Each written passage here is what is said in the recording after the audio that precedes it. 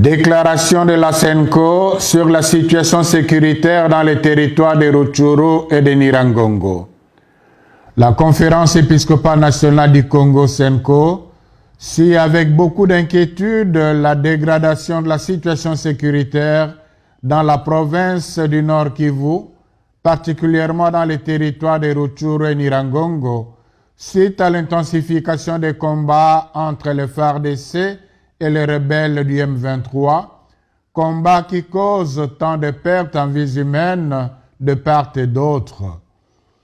Elle s'étonne que ces affrontements surviennent juste quelques semaines après les assises de Nairobi, où les chefs d'État de la sous-région des Grands Lacs et les groupes armés ont pris l'engagement de conjuguer les efforts pour instaurer la paix dans l'est de la République démocratique du Congo.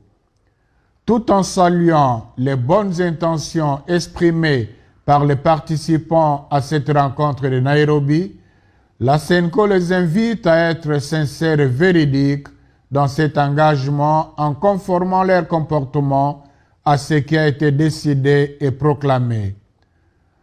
Le peuple de la région des Grands Lacs aspire à une paix durable grâce à une meilleure coopération qui puisse bénéficier aux générations actuelles et à venir. Le peuple congolais qui a trop souffert et dont les larmes ne cessent de couler à cause des conflits pour des intérêts partisans, se mobilise pour accueillir en juillet prochain le Saint-Père, le pape François, qui vient en artisan de paix et en tant qu'apôtre de la réconciliation.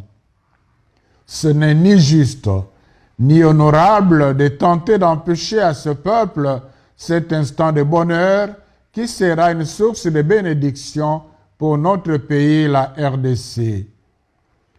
Le cauchemar de la guerre a trop duré. La SENCO demande aux belligérants de revenir à la raison, qu'ils mettent fin dans l'immédiat à ce énième combat qui ne fait qu'enfoncer le peuple congolais dans la misère. Les armes n'ont jamais été une solution efficace aux revendications fût-elles politiques. En effet, l'usage de la violence donne un semblant de paix à ceux qui l'utilisent. Il constitue en même temps une plantation de jalons pour les violences à venir. L'histoire de notre sous-région nous le rappelle bien. Nous demandons en même temps aux autorités compétentes et à la communauté internationale, notamment la MONUSCO, d'user de tous les moyens à leur disposition pour que cette partie du pays recouvre la paix le plus tôt possible sans primer les responsables de ces atrocités.